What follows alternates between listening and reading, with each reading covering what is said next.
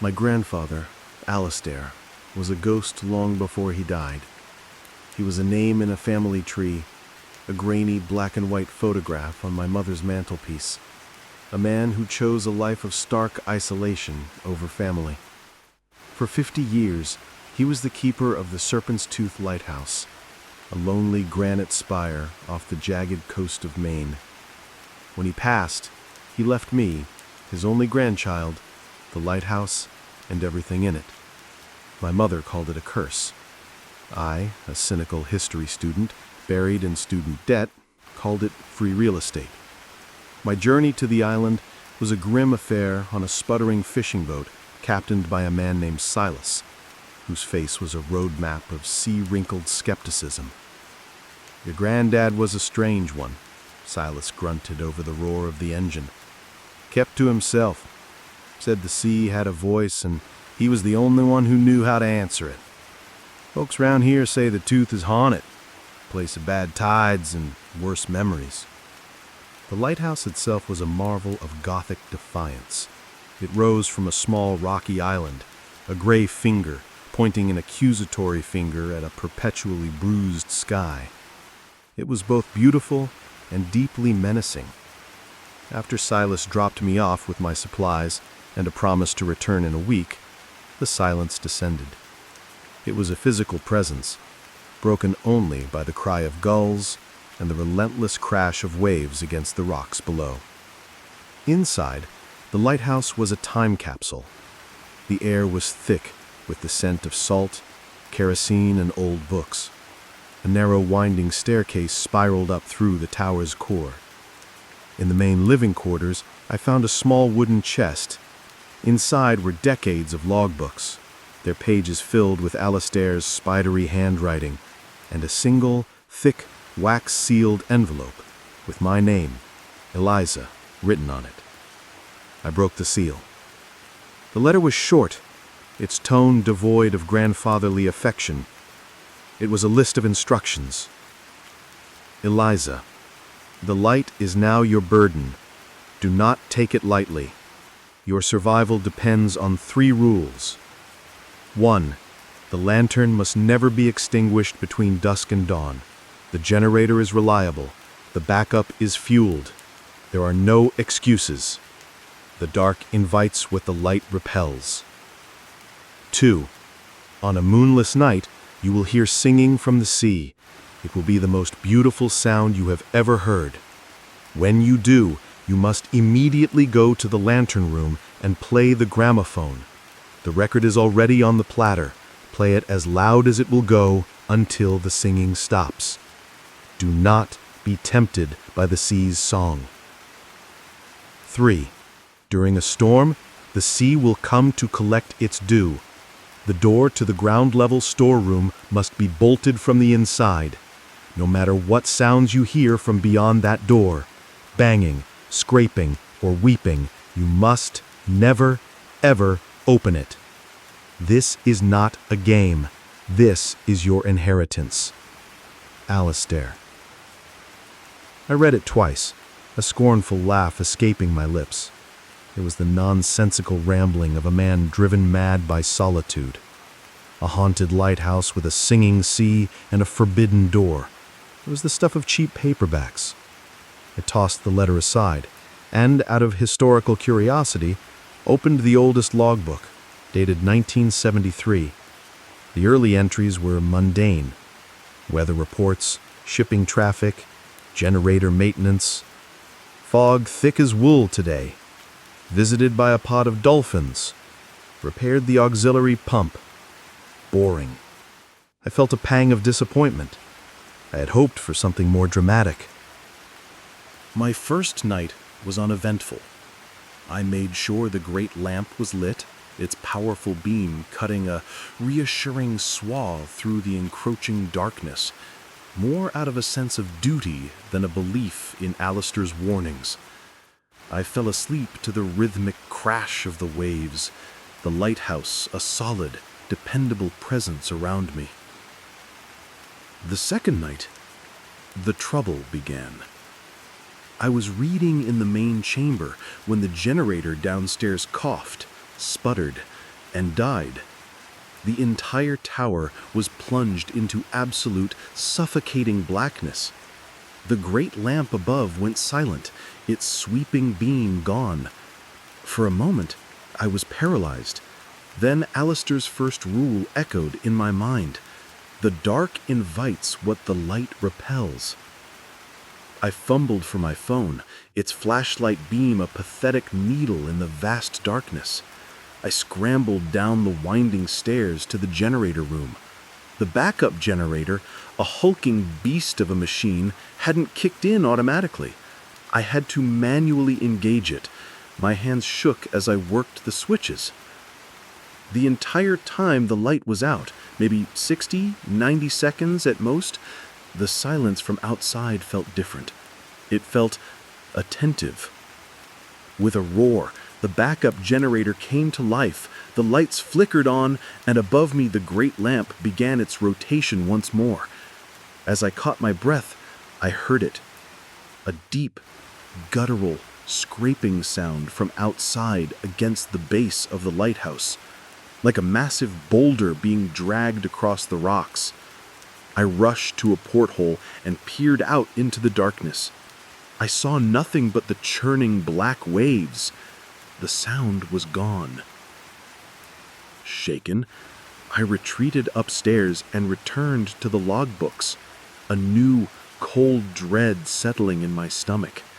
I skipped ahead to the entries from the 1990s. Alistair's handwriting was different now, tighter, more frantic.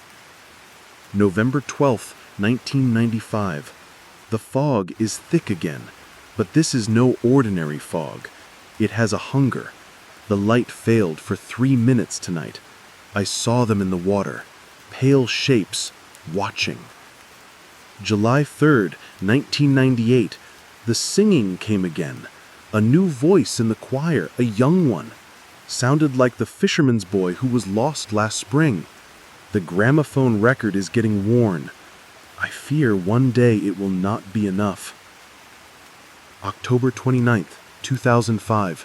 A terrible storm. It was not the wind that shook the storeroom door. It was hands. Dozens of them. They know I am here. They know the debt is still owed. Debt? What debt? My historian's mind reeled. This was no longer just the diary of a madman. This was a record of a decades-long siege. The next night was clear and moonless, the sky a black velvet canvas pricked with 1 billion stars. I was trying to lose myself in a book when the sound began. It rose from the sea, a chorus of voices, both male and female, weaving a melody of such heartbreaking beauty and sorrow that it felt like it was pulling the soul right out of my body. It promised peace, an end to all loneliness, a cool, quiet eternity. I felt an overwhelming urge to go outside, to walk to the edge of the rocks, to find the source of that beautiful, beautiful song. Rule 2. Play the gramophone. My body felt heavy, my mind clouded by the siren call. I fought my way up the last flight of stairs to the lantern room. The gramophone sat there, a dusty relic. With a trembling hand, I wound the crank and dropped the needle. The sound that erupted was a shock to the system. A loud, boisterous, out-of-tune sea shanty sung by a chorus of drunken-sounding sailors. It was a horrible, ugly noise, a cacophony that clashed violently with the ethereal music from the sea. The beautiful melody faltered as if in offense. The voices became distorted, tinged with frustration, then anger.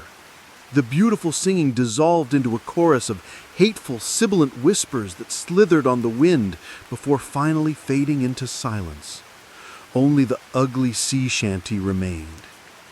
I collapsed against the wall, my body trembling, the spell broken. The following days were a blur of nervous tension. I spent every waking moment poring over the logbooks, trying to piece together the puzzle. It was the final logbook, the one from the last year of his life, that held the answer. His handwriting was now barely legible, a mad scrawl across the page. "She is my ancestor, the first keeper, Silas Blackwood. He did not build this lighthouse to save ships. He built it as a prison and a temple. He found the creature in the sea caves below, the beautiful, terrible mother of the deep. He made a pact. She would lure ships to the rocks with her song, and he would plunder the wrecks. In return, he promised her his bloodline, one keeper from every generation, to serve her, to hear her song, to eventually join her silent, drowned audience, a debt to be paid in souls. The light keeps her children at bay. The discordant music I play breaks the spell of her song. The storeroom door, it seals the entrance to her sacred cave. My father served. Now I have served my 50 years. The debt is past. Eliza, my dear girl, I am so sorry. I tried to have no children, to end the line. Your father was a mistake I made in a moment of weakness on the mainland, a mistake that has now doomed you. The storm is coming, my final storm. She will come to collect me, and then she will know you are here. Forgive me." That was the last entry. A storm. The weather radio confirmed it. A massive nor'easter was bearing down on the coast. My blood ran cold. The sea was coming to collect its due, and I was it. The storm hit with the fury of a vengeful god. The lighthouse, which had felt so solid, now groaned and shuddered under the assault of hurricane-force winds and waves that crashed halfway up the tower. Rain and sea spray lashed against the thick glass of the lantern room. Then came the sound from below, a thunderous boom that vibrated through the entire structure. It wasn't the waves, it was the storeroom door. Boom. Again. Something was trying to get in. Or, I now realized, something was trying to get out. I was trapped in the upper levels, my heart a frantic drum against my ribs. I made sure the great lamp was burning as brightly as it could, its beam a desperate sword fighting against the storm's rage. The banging from below was relentless, punctuated by horrible, splintering cracks. With a final, deafening crash, I heard the heavy iron bolt on the storeroom door snap. Then the sound of the thick oak door being ripped from its hinges. It was followed by the roar of seawater flooding the base of the lighthouse. And with the water came the singing. It wasn't distant and beautiful anymore. It was inside, a chorus of voices echoing up the spiral staircase, filled with a terrible, triumphant hunger. I backed away into the lantern room, my eyes fixed on the railing of the staircase. I wound the gramophone, and the ugly sea shanty began its frantic, desperate tune, a tiny island of noise in a sea of horrifying melody. Then I saw them. A hand gripped the railing of the staircase. It was pale, almost translucent, with long webbed fingers and black claw-like nails. Then another hand appeared. Slowly, a figure pulled itself into view. It was vaguely humanoid, but its limbs were too long, its skin a slick, fish-belly white. Its head was large and bald, and its eyes were massive, black liquid orbs that held a terrifying intelligence. It opened its mouth, and the beautiful, deadly melody poured out. Then another one appeared behind it, and another. They began to ascend the stairs, their wet, slick bodies moving with an unnatural grace. They were not rushing. They were taking their time. They knew I was trapped. I am writing this now, in this logbook, my own final entry. The light is still on, the gramophone is still playing, but the singing is getting louder. They are halfway up the stairs.